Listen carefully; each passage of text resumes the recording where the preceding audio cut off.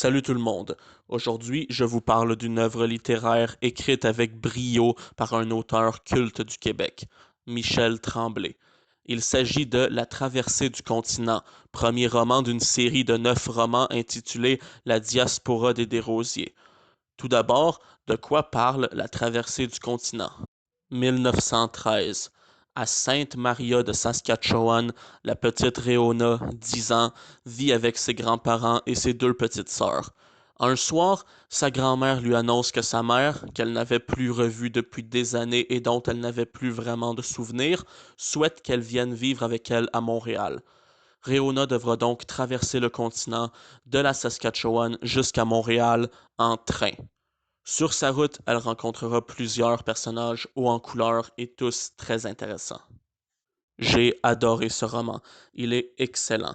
Les émotions nous sont très bien retransmises. On arrive parfaitement à se mettre à la place de la pauvre petite Réona, forcée de quitter la maison dans laquelle tous ses souvenirs résident, tous les gens avec qui elle a grandi, pour une mère dont elle n'a pas souvenir.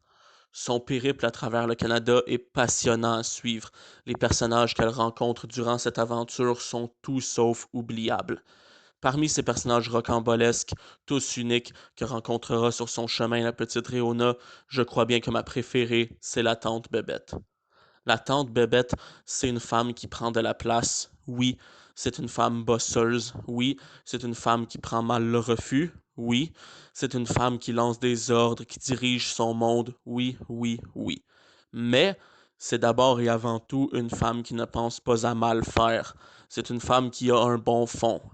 Et elle est dotée d'une générosité qui la rend très attachante.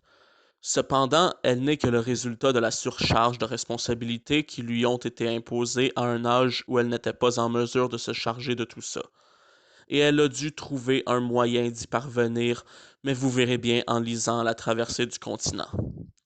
En tout cas, toujours est-il que son histoire m'a bien touché sur certains points. Pareillement pour l'histoire de son mari et ce que tous les deux partagent.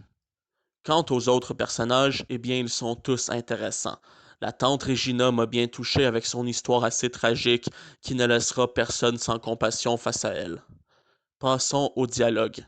Les dialogues sont très bien foutus, bien construits, le dialecte québécois est très bien utilisé, on croit à la cohérence de ces dialogues, ils ne sonnent pas faux, sauf pour un.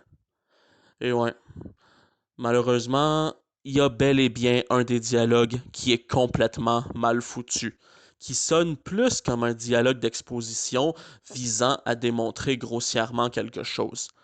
Je vais vous l'expliquer. Dans le roman, à un moment donné, on a un ministre qui s'en va frapper chez une prostituée pour avoir droit à ses services.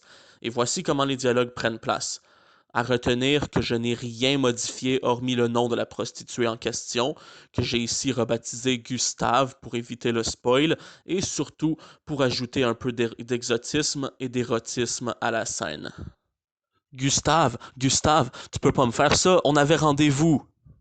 Vous êtes vraiment pas raisonnable, monsieur le ministre, ma petite cousine dort dans le salon. Vous voyez? Ah, le monsieur le ministre y pique un peu.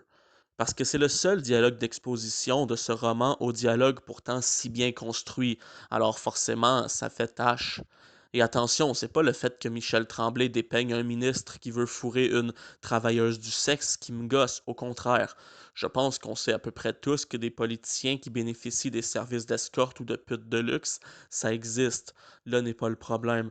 Le problème, c'est que cette réplique sonne forcée, comme pour bien nous faire savoir cette information qui aurait pu nous être donnée tout autrement.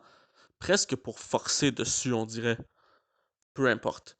La traversée du continent est une œuvre riche en émotions, touchante, drôle par moments, triste par autres moments, et toujours, toujours captivante. Il me tarde de lire la suite, La traversée de la ville, et surtout de vous en parler. En conclusion, ce roman est excellent. Je dirais même que c'est un chef-d'œuvre de la littérature québécoise. Un roman que je vous recommande chaudement. Un roman comme je les aime, c'est-à-dire un roman grandement axé sur les émotions de ses personnages. Je vous dis à la prochaine pour une toute nouvelle chronique. Allez, salut!